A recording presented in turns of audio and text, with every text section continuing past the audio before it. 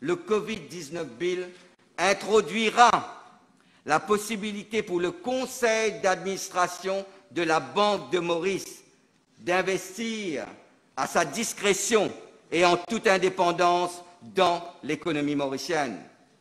Sachez que la Banque de Maurice possède des réserves équivalentes à plus de 12 mois d'import, un ratio bien plus élevé que les standards internationaux, plaçant la barre à 6 mois de réserve. Ces réserves sont actuellement investies à l'international. En effet, je rappelle qu'il existe au niveau de la Banque de Maurice un comité d'investissement chargé de la politique d'investissement des réserves de Maurice. Ce comité perdurera. Cependant, dans le contexte de la crise économique, la Banque de Maurice a exprimé sa volonté de rapatrier certains de ses fonds investis car soumis au risque accru de la volatilité du marché au niveau international. Ne pas le faire, Monsieur le Président, serait courir le risque d'engendrer des pertes colossales sur l'argent du peuple. Voilà, Monsieur le Président, ce que nous allons empêcher avec les amendements à la Banking Act. À travers les amendements apportés au Bank of Mauritius Act, les réserves de la Banque de Maurice seront utilisées au profit des Mauriciens. Car cet argent, après tout, Monsieur le Président, n'appartient-il pas aux Mauriciens? Car quoi de plus beau que d'investir dans ce en quoi nous croyons plus que tout, la production nationale.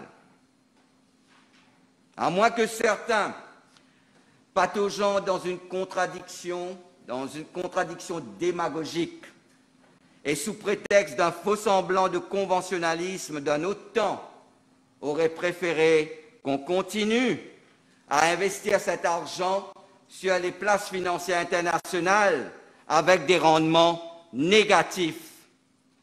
Cette approche est une réalité dans de nombreux pays à travers le monde.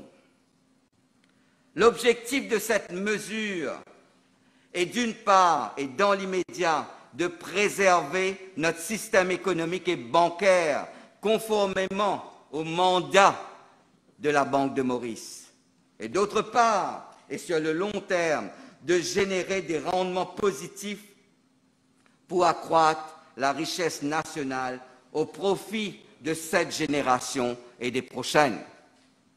Monsieur le Président, permettez-moi d'emprunter la pensée d'Olivier Blanchard et de vous affirmer qu'aujourd'hui, même nos incertitudes sont incertaines et que l'extrême prudence en manière économique ne ferait qu'alimenter la crise.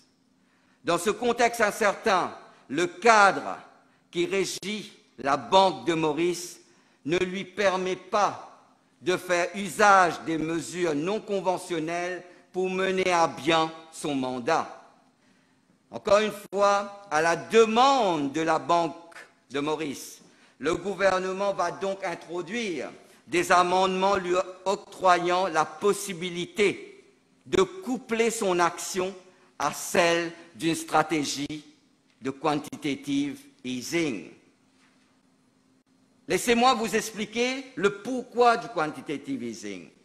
C'est une politique non conventionnelle qui se résume à acheter des actifs financiers, généralement sous la forme d'obligations appartenant au gouvernement ou à d'autres acteurs privés du marché, comme les banques.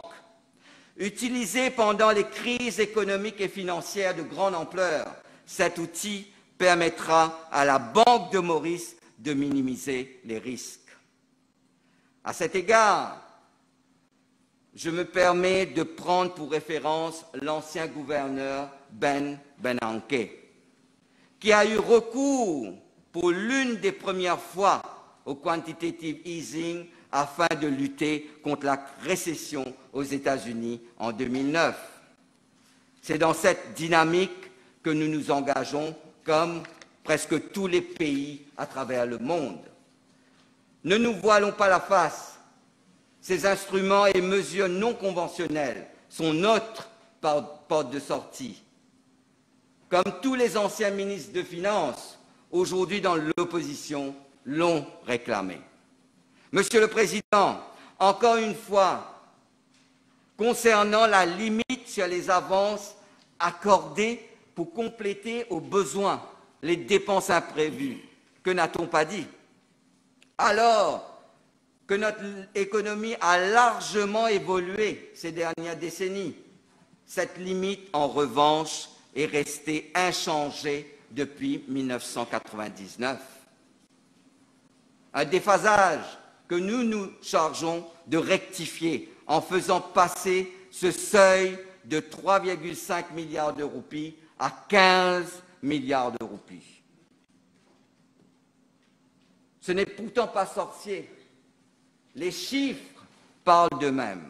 En 1999, le ratio de la limite des avances accordées s'établissait à 3,2% du PIB. Il a aujourd'hui chuté à 0,7% du PIB. Avec les changements proposés au Finance and Audit Act, nous rétablissons cet équilibre à 3% du PIB.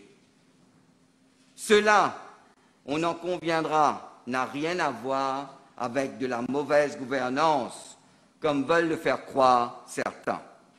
Monsieur le Président, au chapitre de la justice sociale, le Covid-19 Bill se range du côté des plus vulnérables et des plus solidaires.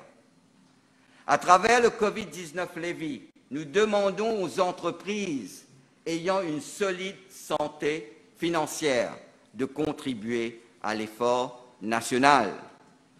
Cet effort, nous le demandons uniquement aux entreprises profitables qui ont bénéficié du Wage Support Scheme.